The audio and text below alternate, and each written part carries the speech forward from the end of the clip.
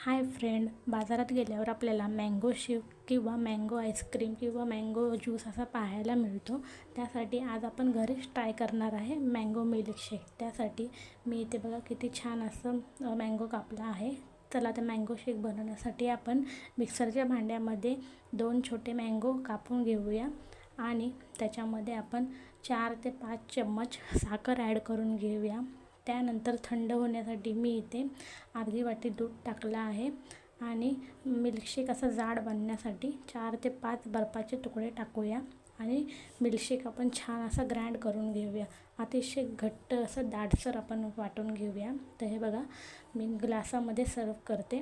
तर इथे मँगो शेक आपण ओतून घेऊया आणि मी इथे 2 चम्मच व्हॅनिला आईस्क्रीम टाकली आहे। खूप छान अशी टेस्ट लागते आणि वरतून अशी गार्निशिंगसाठी मँगोचे तुकडे टाकले आहे। मस्त थंडगार मँगो शेक प्या। व्हिडिओला लाईक शेअर सबस्क्राईब